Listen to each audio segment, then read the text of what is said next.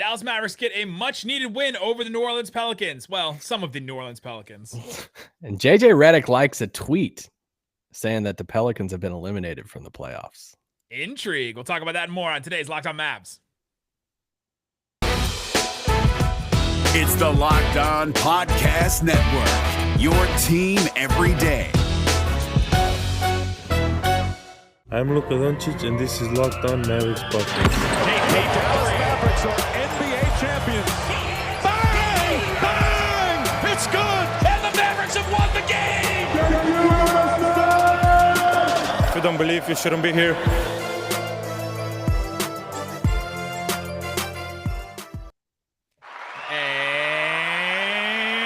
Welcome. You are locked on to the Dallas Mavericks. My name is Nick Angstadt, media member and coordinator for the Locked On Podcast Network, with a new soundboard and a new toy that I'm going to use way too much.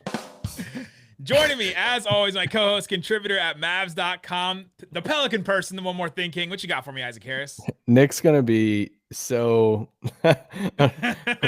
comparable with this soundboard. It could be really cool, or it could be super annoying. It's going to either be the best thing or the worst thing to ever happen to this podcast.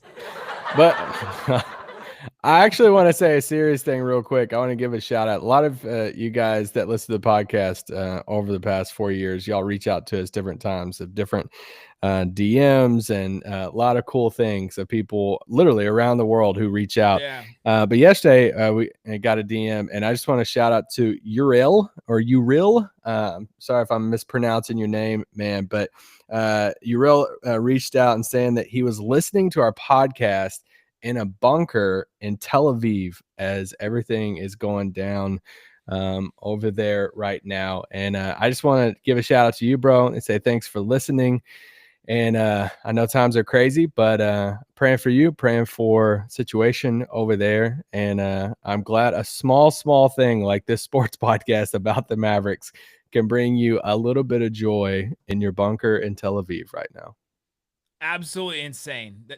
That does not even compute in my brain. But yeah, thanks so much for listening, man. Hopefully everybody is safe over there, and hopefully your family and you will get things back to normal, whatever normal is at some point. So yeah, we'll be thinking about you, thoughts and prayers and all that. And yeah, well, we'll continue to do this podcast and hopefully give you some kind of reprieve. And a lot of people are dealing with a lot of stuff, and hopefully that this podcast can help you in some way. So hey, you have Mavrello. So we can just talk about Mavrello Balovic. And is he growing on people? I don't know, but I've sat at home all day today going, I'm Mavrello Balovic, owner of Mavs. That's what I just keep. It's like when Borat kept saying, very nice. People just kept saying that over and over again. I just keep saying that Mavrello line over and over in my head. And I feel like he's kind of like a city jersey that you see for the first time and you're like, no. And then you see it in action and you see it on the court and you're like, you know what? Not that bad. It's like the city jersey. If the city jersey could tweet and its tweets were awesome. It tweeted a Step Brothers quote at me today. Let's go. Let's go. I should probably try to read it in the voice, shouldn't I? Should we tell people who's behind the voice? No, I'm just kidding. No, we don't know. Just kidding, guys. I don't know who's behind Mavrello. I wish I did. Mavrello, come on the Locked On Mavericks podcast. We should do it. They should do a big reveal.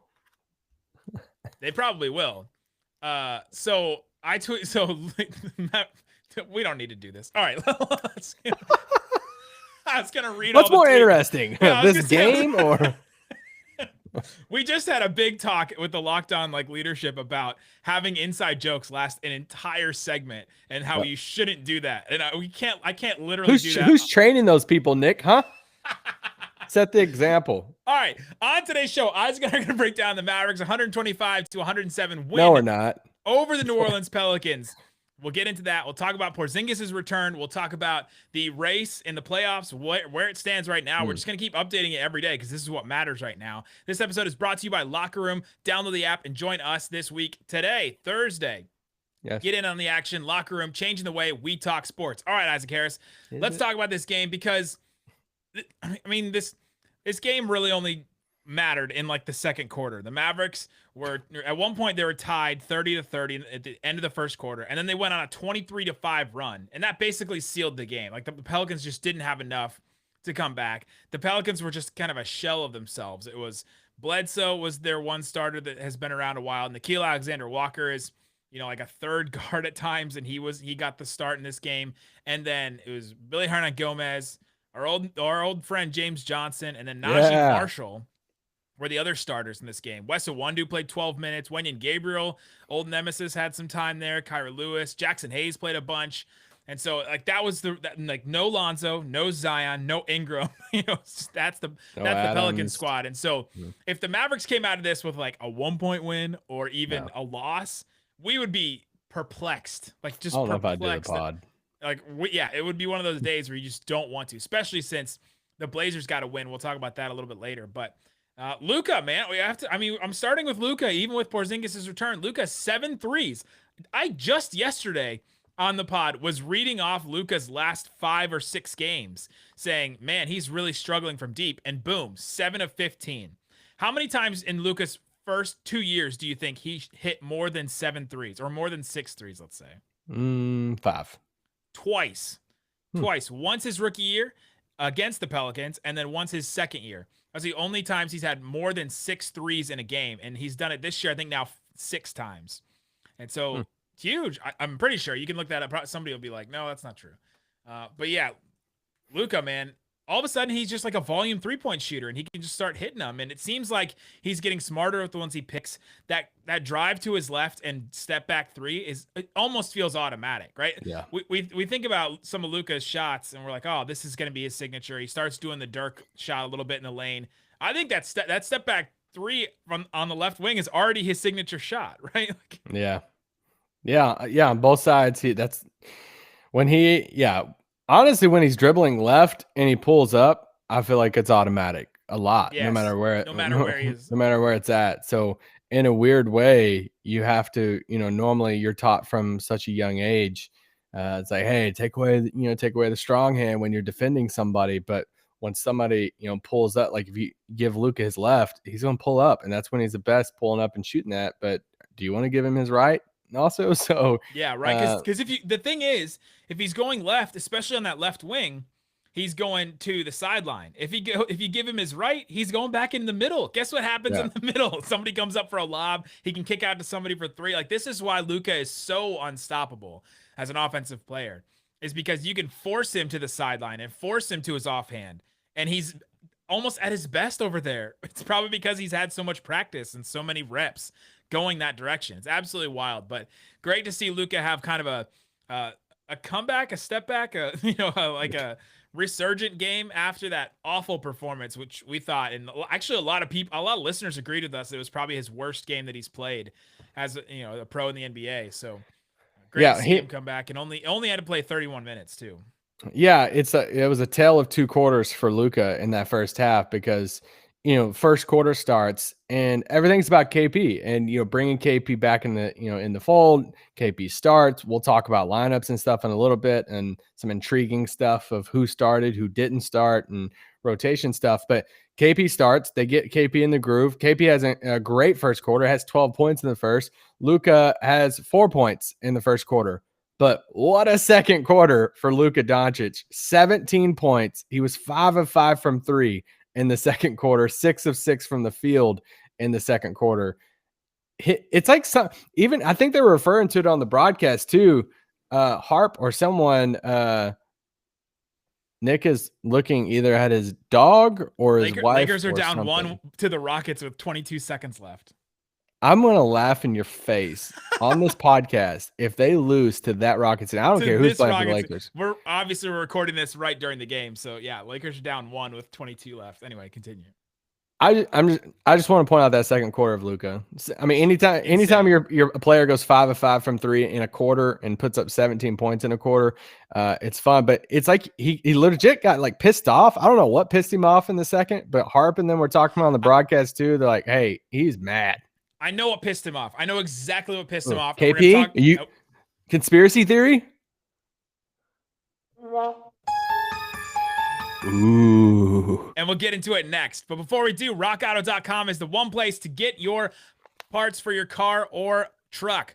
Get it, all the parts that you need. You know that they're going to fit all of that. Rock Auto is a family business serving auto parts to customers online for 20 years. Go get them. RockAuto.com, shop for auto and body parts from hundreds of manufacturers. Rock Auto doesn't make these parts. They're delivering them to you. They're gathering all the parts that are specifically made for your car and getting them straight to you the easiest way that they know how. They have everything from engine control modules, brake parts, tail lamps, motor oil, even new carpet. From your classic to your daily driver. Get everything you need in just a few easy clicks. So go check out rockauto.com. Best of all, their prices are reliably low and the same for professionals and do-it-yourselfers. Why would you want to spend up to twice as much for new parts? And you can just get them at rockauto.com. Go to rockauto.com right now. See all the parts available for your car or truck. Right, Locked On in there. How did you hear about us box? So they know that we sent you. Amazing selection, reliably low prices, all the parts your car will ever need. rockauto.com. All right, Isaac Harris. Before that, I said, I know why Luka was so mad and just took it out on the game. There's two aspects to this. One, he can't get another technical. So he's lived up to his word. He said after that game he would not get another one, and now he has 2 games, and we need to give him credit if he doesn't get one in the next 2 games. He has 100% lived up to his word in that, and I think that he does deserve credit for that. The other, so he's kind of internalizing all this, and there was a couple times during this game you could just tell he was internalizing some of the complaining and sitting on the bench and kind of letting Carlisle. I think Brad even tweeted out a specific instance where he let Carlisle kind of speak for him. The other thing is he's getting fouled in these games and they're not being called, and I think it's starting to happen for Luka with these refs. They've all seen him a certain number of times already, right? It's not his rookie year anymore where refs are seeing him for the first time. Luka is hitting a point that Harden hit at one point where he has gotten so good that he can bait guys into calls, he can draw contact, he can do all that little stuff, and he like completely fools the refs so many times. Like LeBron hit a point in his career where he could do this too, where he can bait the refs. The difference between Harden, LeBron, and then Luka is that now it seems like refs don't want to be fooled, right? Like they don't want to have the wool pulled over their eyes, or don't want to make a mistake and keep giving Luka these phantom calls, I guess, if you want to call it. And so now they're not calling real stuff, right? Like they're not getting baited into those too. It happened to Harden, and with LeBron, they'll just call him anyway because he's been in the league so long, he gets the respect and all that. But with Luka, it's starting to get to that point where they're just not calling real stuff because it looks like he's trying to draw a foul, and so they don't want to call it, right? Am I totally off base with this? It just feels like that's the way that is. And so Luka's saying, I'm getting hit, like they're hitting me in my drives, in these rebounds, all kinds of stuff, and they're just not calling him because they think that he's trying to mess with them. Yeah, in a way, it's kind of like the boy who cries wolf, right? In a way, yeah. But he actually is getting hit a lot of the times. But it's just it's part of, and I think, it's hard sometimes to have this conversation about Luka and the refs, especially with invested fans, fans of Luka, fans of the Mavericks and everything. It's like, hey, your natural inclination is to take up for the player. I'm like, well, he deserves the fouls. He gets fouled and all this stuff. And anytime you criticize, it's like, no, you're doing too hard. No, legitimately, Luka has said that he has to work on this. Like everyone has admitted this, recognized it. So it's not just because somebody mentions, hey, Luka whines too much. No, that is true. And everyone has admitted that. Okay. So he does whine too much. He does let it get to him a little bit too much. So and I'm hoping that it is something that he really can work on moving forward, because now we're in year 3 and I feel like he's developing a reputation with referees and with this stuff to where it's like what you just said, that then it's just a weird, you're kind of setting the tone early on in your career when normally this stuff happens later on in a career, once right. You have when a lot. Did it happen for Harden? Like his 4th year when he went to the Rockets, right? Yeah. So and not anyway. even that first year, probably that second or third. LeBron, when did it happen for him?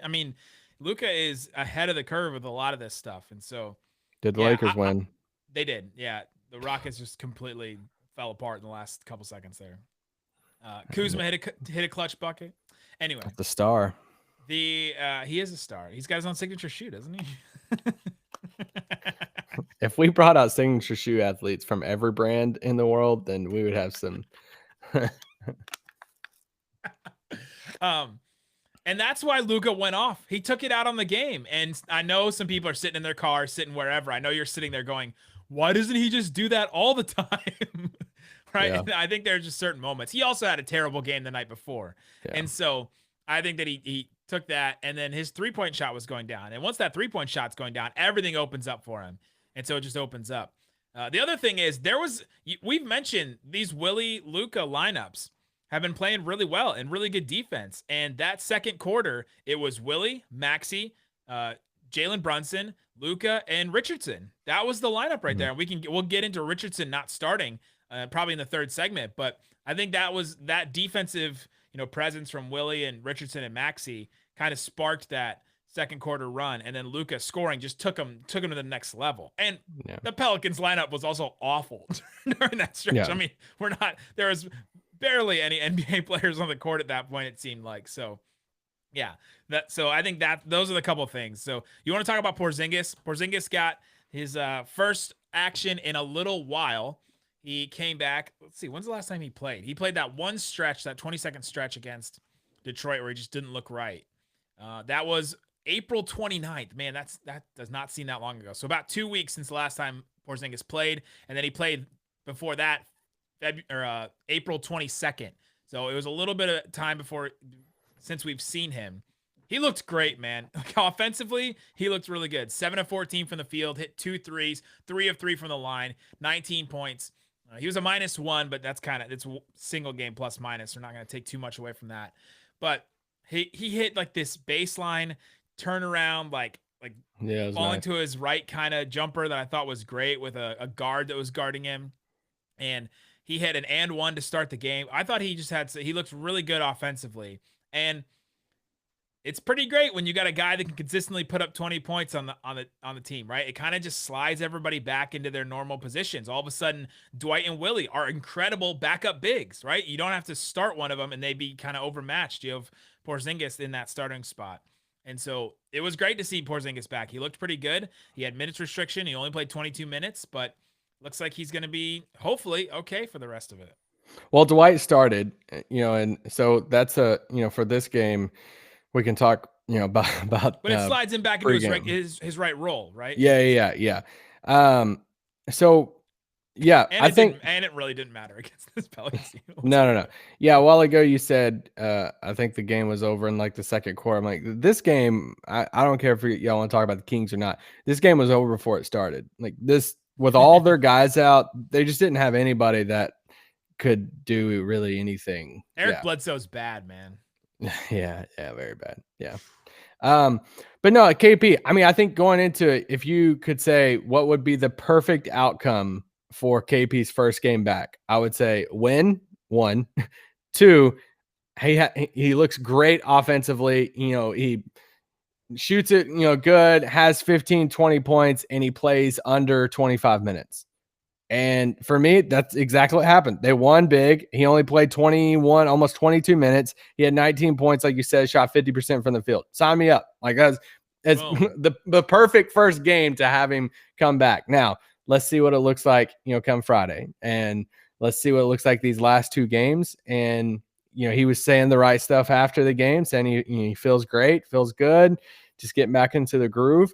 I think, just one of the bigger storylines that we always talk about, we've been talking about all season, is what's the position he plays. And, with Dwight starting tonight, Rick, said before the game, I thought that was a telling quote of saying, we've studied this all year round. Like, this isn't just a podcast topic. This isn't just a Mavs Twitter thing. This isn't a conversation that we're all just like making up. No, he said we studied it all year round, and right now this is what we've landed on, the 2 bigs, and KP's going to play the 4 for the most part, and that's telling. I mean, it's telling. That's where they feel like the team should go moving forward, and it's also telling because KP's been so vocal that he likes playing the 5, and I'll just be really interested to see how that plays out. They went with Dwight in the starting unit tonight. They've been going with Willie. It was a whole changeup. And maybe, actually, how about this? Coming up after the break, we'll talk about the new starting 5 because they actually swapped out a couple of guys, and I thought it was really telling.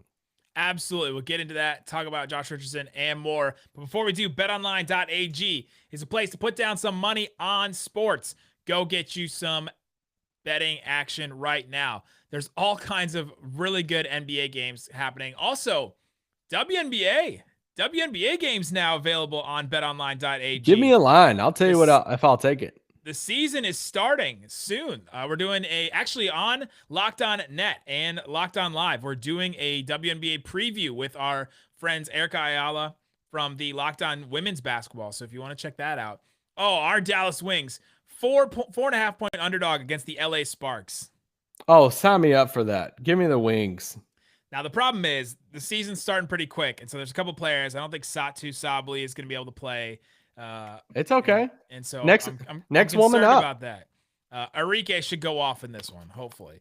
Yeah, they're a 4.5 point underdog. 30 plus for Arike. Do we have any player props? I don't think we have any player props. They're just I think they have futures. I think they have a couple futures with title odds, and then I think that was it. But yeah, our basketball futures, yeah, WNBA. Our Dallas Wings plus 6,600 to win the title. That's not good. not About good to make some money though. What do you think, Mystics or Storm? Storm, probably. I mean, repeating. They're loaded. They're loaded this year. Loaded from the top to the best player. They have good depth off the bench. They can hit the three, and when times get tough, just give it to Brianna. Oh, Stewie, let's go. Brianna Stewart. Excellent point. There you go. Go to BetOnline. Use the promo code LOCKEDON. Get a 50% welcome bonus to your first deposit. BetOnline, your online sportsbook experts. All right, Isaac Harris. The starting lineup changed for the Dallas Mavericks. We speculated about this. We talked about it for weeks, it felt like, with Porzingis out. What were they going to do when they come back? Was Maxi going to start? Who was going to take that spot? And the answer was yes, all of the above. Porzingis started, Maxi didn't start, and Josh Richardson didn't start. Dwight got the start instead. Tim Hardaway did start now. I think that's done. Like, Tim Hardaway is the starter from now on through the playoffs, I think, unless there's a crazy matchup. But Tim Hardaway Jr. got the start. 27 points for him, by the way, and only 3 threes. He got it done in other ways tonight, which is great to see from him because usually it's, live by the 3 or die by the 3, but he was able to get a couple other buckets in different ways. But what did you think about the starting lineup with Porzingis, Powell, and no Josh Richardson? I thought it was interesting. I mean, I don't want to do the cop out on this, but it's like really hard to tell anything against this bad New Orleans team. It's almost like, how do they look? How do they gel together? Not necessarily how do they perform. Yeah. I mean, I thought space was there. When you have the roller, we've talked about that. I feel like that's just an ongoing conversation. What happened all last year? Yeah, I agree with you. I think Tim's there to stay. I think Josh Richardson will be coming off the bench. I think what could change, though, is I think we could see Willie and Dwight, depending on the matchup, to where if they go in and it's like one of those things we've referenced. We've referenced before, how Rick has been very, adamant about having certain players in certain matchups. And we've referenced the story before, but back when we were in person and they were going up against the Wizards, and he's like, yeah, I put Courtney Lee in there because we think we did all the tape and Courtney Lee was the best guy we had to defend Brad Beal. That was the beginning of first game of last season. Yes, that's what it was. And, so that just shows you that I think that spot, they could pull a whole thing with, Willie or Dwight and be like, yeah, we've studied it in our 3 games against Denver this year. We think Willie's the best guy to guard Jokic. And we could see Willie guard Jokic for that series. If you're a new fan, like if you're just tuned into the Mavericks this year and this is your first time, so you don't understand that reference from last year, Courtney Lee starting the first game of the season to guard Bradley Beal is like if Nate Hinton started the first game of the season. It was the most out of left field thing. It was so weird because he didn't play at all the season before, and he didn't really play after that either. It was just I'm kind of bummed now that he didn't get picked up by somebody. I know.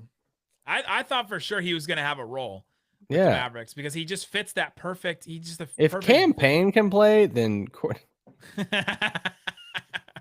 I love the slander you throw random players across the league. I know. I love it. So, yeah, I think that starting lineup, and the Mavericks have proven they're not going to defend anybody, right? Like, they're not going to be a lockdown defense. No. They're not the Knicks. They're not the Lakers. Like, they're not these teams. They're not the Jazz. They're not these teams that are going to lock people down. So they might as well just come out of the gate swinging. And they only win if they win in the first quarter. So you might as well come out of the gate with the best version of your offense. And that's Luka, Hardaway, Porzingis, Powell, and Dorian or whoever. Yeah, and I think you said it on yesterday's pod. of Tim Hardaway's averages over the last 8 games or 10 games, whatever you said, and They've been good. Yeah, it's like 25, 26 a game. I mean, and look at tonight. He starts tonight. He has 27 points tonight, 10 of 18 from the field. He did miss 7 threes, but still, it's like he puts up 27. He starts again. He's talked about how much, he thinks, he plays better when he starts, and it's working. So, and compared to Josh Richardson, he's giving you more than what Josh did in the starting unit. 100%. And he missed 7 threes, but he also went 10 of 8 from the field. So that means that he went 7 of 8 from 2-point range. So you take that, right? Like that's a night you take. You can't just look at the 3-point percentage and go, oh, well, he sucked. So but he actually, that was still an efficient night overall. 4 from the free throw line. And especially, when you look at a potential matchup, if they do land at 5 and play Denver, it's not the end of the world if he starts then, because they literally just started Campazzo and Austin Rivers 2 nights ago in their backcourt. So that's not the end of the world. Now, if they go against somebody like the Clippers in the first round, now you're looking at what's the second spot. Will they switch out Dwight for Maxi, and then they have Dorian and Maxi to go against, Paul George and Kawhi? Do they, go a different round and start Josh in there to, guard PG, something like that? But if you face Denver, there's no big deal at all. You start Tim Hardaway. Do you know that you say Dwight instead of Dwight? Dwight. You add like an extra syllable in there. Dwight. Maybe. Do you know why I recognize this? Because I've been listening to that Office Ladies podcast with the 2 actresses that were in The Office, and Jim Halpert. So John Krasinski always said Dwight instead of Dwight. Okay, well, if he says it that way, I feel and okay. It's just the way that people say it, but Dwight. Hey, Bart. Never mind. I just asked his wife if he can. She's do we want to talk about the standings and how everything's shaking out? Do you have anything more from this game? I have nothing else from this One game. more thing. I will say this. Rick Carlisle said before the game, JJ Redick's out for the rest of the regular season. Yes. It's just 2 more games. Unsure about playoff stuff. Yeah. And this one, obviously he didn't play in this one, but Josh Green, everybody got some run towards the end of this game. So the rookies played, and that's why we won. And speaking of rookies, Tyrell Terry back on the bench for the Mavs. He was there. And we still don't know. It's still just a personal matter why he was out. He's out for 2 months. And so we still not sure why he was out, but great to see him back. Awesome to see him back on the bench and all that. So, all right, the standings as our nightly ritual now, it seems, because the play-in tournament makes everything more interesting. You should have used that little sound thing. Which one? So, I don't know, something that for standings update. Like that one? Yeah, because the Lakers won, so that fits. Also, the Blazers won. All right, our listen percentage just went. Oh, everyone's out. They're like, oh God, he got a new toy to play with, and it's gonna be so annoying. A new toy. Never gonna watch this show again. All right, here's the standings right now. The Utah Jazz. So the Blazers won against the Utah Jazz, which is good for the Mavs and bad for the Mavs. So it was bad for the Mavs because the Blazers won. If the Blazers had lost, the Mavericks would have pulled ahead of them. But the good news is it makes the Jazz and Phoenix, it's now gettable. And so Phoenix is motivated against the Blazers in this game on tonight, which is massive. This game on Thursday is so big between Phoenix and the Blazers because it changes a lot for the Mavericks. It changes a little bit for the Lakers, changes a lot for the Jazz. Like there's a lot at stake here. If the Blazers win and the Suns lose, it essentially seals the 1 seed for the Jazz, and it seals probably the Lakers in the play-in, right? And then, it's coming down to it for that matchup is huge. Yeah, can you remind me what Portland's last game is? I know you tweeted it out a few days ago. Denver. We're not exactly. It's on Sunday, but they're not exactly sure what time it's gonna be played. But it's against Denver. So Portland has Phoenix tonight, Thursday, and then they have Denver Sunday. And the Clippers are what, 1 game up on Denver? Yeah. I wonder what's their last 2 games. All this. So the Lakers did win against the Rockets. So the Lakers are 1 game back from the Mavericks. So if the Mavericks win their next game, right? If they win their next game against the Raptors, then the Lakers are in the play-in, basically, right? The only thing that they could do is the Blazers lose their last 2 games, and the Lakers win their next 2 games. Yeah. So, okay, first let's look at the, Clippers and Nuggets. Clippers are, as far as like if you land at 6, are you locked in to play the Clippers? Clippers are a game up from Denver on this in their last few games. These are their last 3 games. They play Charlotte They on have 3 more games? Wait, yeah. They play Charlotte. Well, they might have just played Charlotte, possibly. Actually, no, it's past 12. No, they're playing tonight. We're recording this after midnight, so my dates got weird. They play Charlotte tonight. Then they have a doubleheader the next night against Houston. They're going to win both those games, and then they're going to beat OKC. So they're probably going to win out. Can we read this Houston starting 5 that started against the Lakers? What is going on down the highway here? We don't care. Kelly Olynyk, Jayshawn Tate, Kenyon Martin Jr. I would be more surprised if Kenyon Martin started for them. Kyrie Thomas I didn't even know he was on the Rockets. And then DJ Augustine. Wow. He would have scored 30 on the Mavs, but since he played the Lakers, he only scored 8 points. So the Clippers are probably going to win out. And so they're probably locked into that 3 seed. It would be shocking if anything could happen, man. For sure. But if they win out, you obviously have to get up to 5 to avoid them. Yeah. Dream scenario. Yeah, dream scenario right now. Portland, Dallas wins their last 2 games against Toronto, Minnesota. Portland loses against the Suns. So or the Nuggets, either one, right? Yeah. So they drop a game back, and then the thing with that, I don't want a lot to hinge on that Sunday game because if the Clippers win out, then the Nuggets, it doesn't really matter for them. So there's a world in which the Nuggets go into Sunday already locked into 4. And they're like, rest everybody. Yeah, we're just going to rest people, and Portland gets that win. So we really need Portland to lose against Phoenix. So we can Massive Phoenix Suns fans right here. Where's Alec Peters? We need Alec Peters. Bring out Alec Peters. We need him in our most desperate hour. Yes. Yeah, so all the DeAndre Ayton slander that you've thrown out into the universe over the last 2 years, rescind it. Take it all back. I'll send out a tweet. Suns made the right decision. Should we reverse jinx it all? How does this work? Because people always tweet me and say you're jinxing the Mavs when you say positive things about them at a certain point in the game. Should we reverse?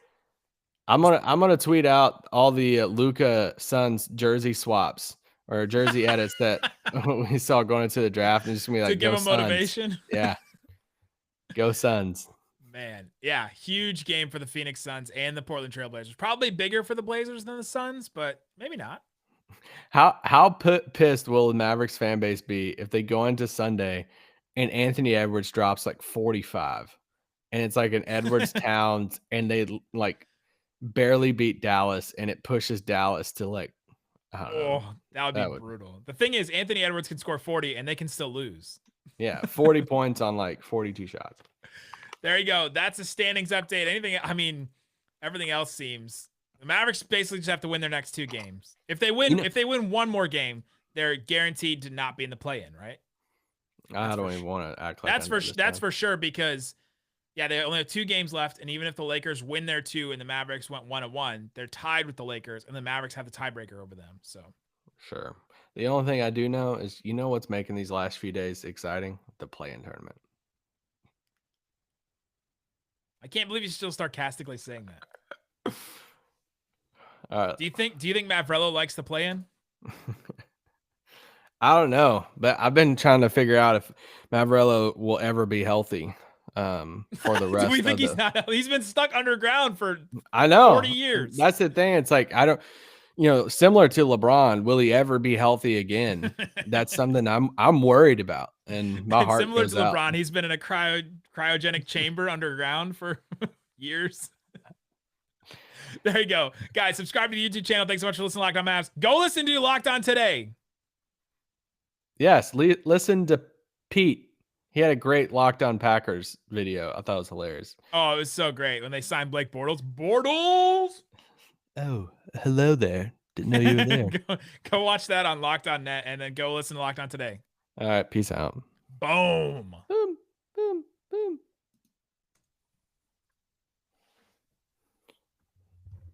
I guess that wasn't Locked On Packers. It was Locked On Tigers.